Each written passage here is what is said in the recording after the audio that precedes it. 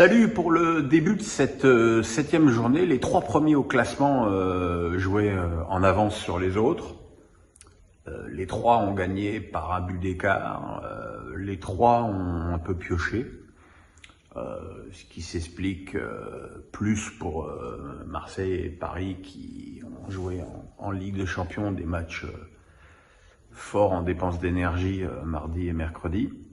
C'est Lens qui avait ouvert le bal dans un stade Bollaert toujours aussi merveilleux, et face à une équipe porc-épic de 3 qui, même menée 1-0, n'est jamais sortie. On a l'impression que, voilà, c'est un petit peu, je trouve toujours un petit peu dommage de se déplacer, de faire un match sans la moindre ambition, si ce n'est de pas de prendre une branlée.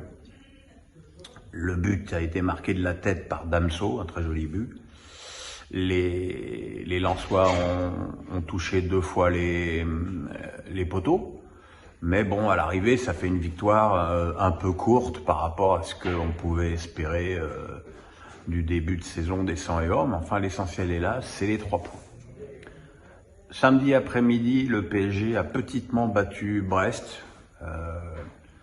À ma grande surprise, Christophe Galtier avait pas procédé à tant de turnover que ça. Il y avait 2 joueurs qui avaient tourné, c'est Nuno Mendes et Marquinhos.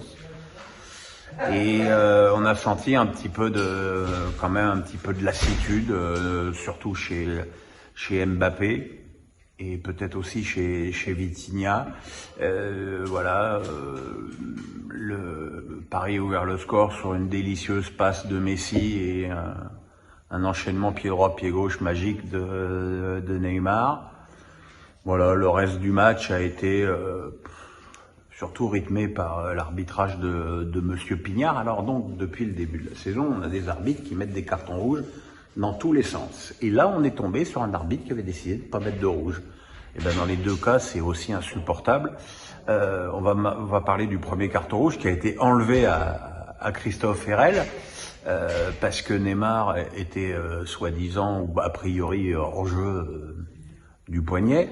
Donc la notion, vous savez ce que j'avais dit pour le but de Strasbourg contre Monaco, la notion d'être sur la même ligne n'existe plus. Bref, et donc but refusé pour hors jeu, admettons, mais carton rouge retiré à RL. Donc ça veut dire que si RL il casse la jambe à Neymar, on lui dit, oh bah ouais, mais ferme ta gueule, t'étais hors jeu. Je trouve que ça n'a pas de sens. Je trouve que ça n'a pas de sens. Ce qui n'a pas eu de sens non plus, c'est la non-expulsion de Kimpembe, d'abord pour un tacle assez hallucinant d'engagement physique sur Cardona, sur lequel d'ailleurs il s'est blessé, qui doit mériter un 2e jaune, puisqu'il avait eu un 1er jaune sur ce penalty très sévère concédé sur Fadiga et que Slimani a vu très joliment repoussé par Donnarumma. Et surtout la réaction de Kimpembe qui va mettre une claque dans le bras de l'arbitre, c'est inadmissible. C'est inadmissible et inexplicable, inexcusable que Kimpembe prenne pas rouge. C'est peut-être même encore un peu plus choquant qu'Herrel, même si déjà le truc d'Herrel me choque beaucoup. Donc de toute façon, expulsé ou pas, il loupera les 2 premiers matchs et probablement l'équipe de France. Pas comment ils vont jouer l'équipe de France à force. Donc du coup, il a quand même, si on veut, pris 2 matchs de suspension. Et puis ce soir, l'OM a renversé la situation pour la première fois de la saison contre Lille. Ils avaient encaissé un but d'Ismaëli qui a repris avec sang-froid un ballon taclé par Ounas sur le poteau. Et puis Alexis Sanchez a marqué son 4e but sur une belle action Harry Thunder. Et Gigot, sur un mauvais alignement de la défense lilloise, a donné la victoire à Marseille. On a vu un Marseille avec du caractère. C'était pas un match, je l'ai déjà dit dans un match cette année, je pense que c'était un match... c'était Lens-Rennes, ouais. C'est un match où les joueurs ont confondu vitesse et précipitation. Il y avait un excellent rythme, une très belle intensité, mais techniquement c'était un peu pauvre de part et d'autre.